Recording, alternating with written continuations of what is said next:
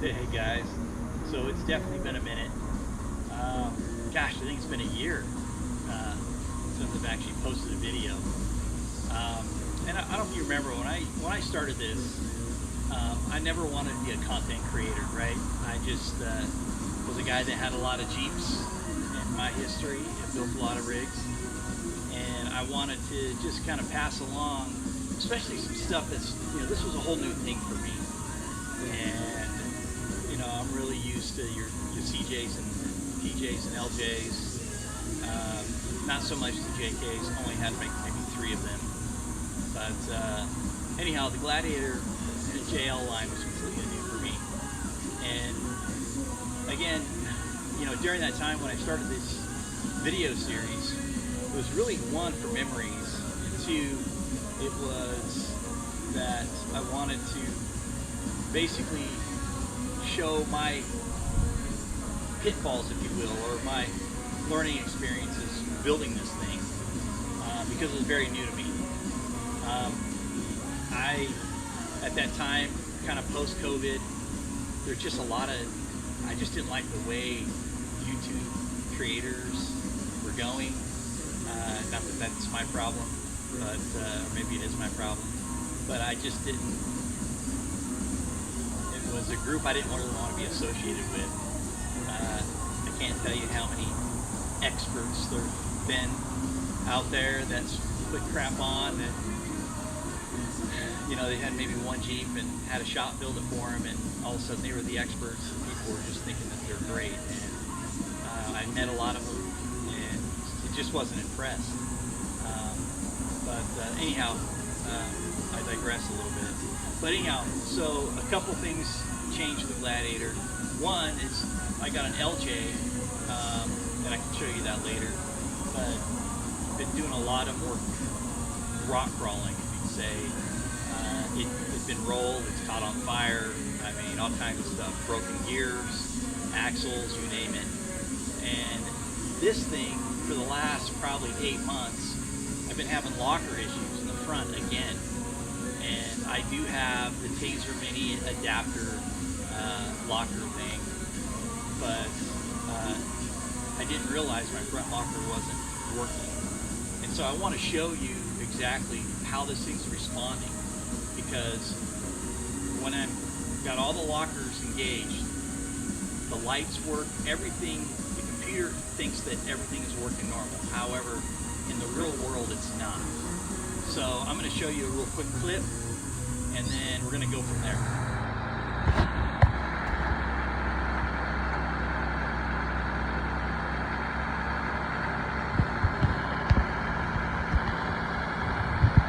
Indications that the locker is on there and there.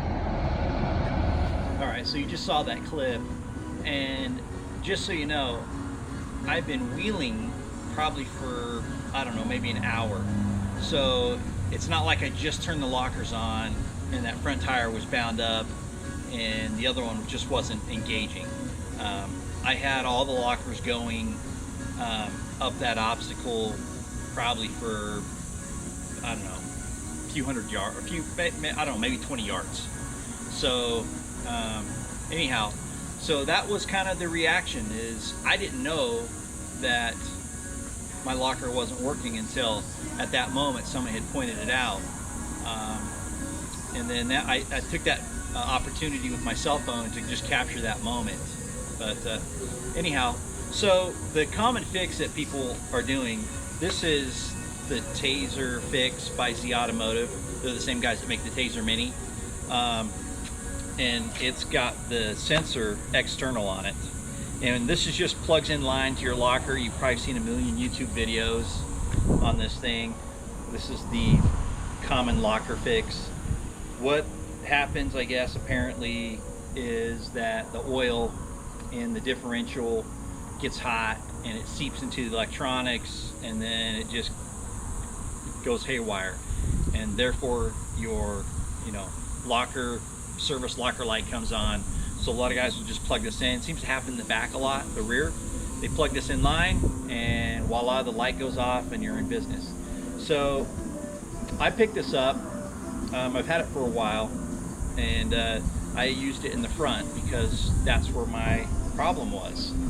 And I thought it was fixed, and apparently this didn't fix my problem.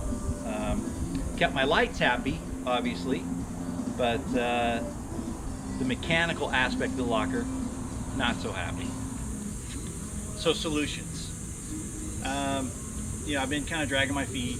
I know that right now, according to what I've heard out there, is that the only fix the dealer has, and maybe this has changed, is essentially to replace the front axle. And I'm not sure I have a lot of faith in the dealership in my hometown, and I'd have to travel quite some distance and have my Jeep probably laid up for a month or so, maybe longer. So not too super excited about that, and it hasn't really been an issue. I've been wheeling the other Jeep. Does the other Jeep wheel better than the Gladiator? Not necessarily. I actually really miss being behind the wheel of this thing. Unfortunately, I wish I knew that I was at a handicap, because I was really pushing this thing. I was like, man, geez, this thing should climb, And this whole time my locker wasn't engaging. And let me be clear that it engages sometimes, not all the times. So that's interesting. So sometimes I've got it and I can feel it, and other times you're like, man, it should be catching. So anyhow, the Jeep does have a 100,000 mile warranty. I've said that many times, and therein lies my hesitation. Do I want to crack it open? I know there's a fix. You can crack open the diff,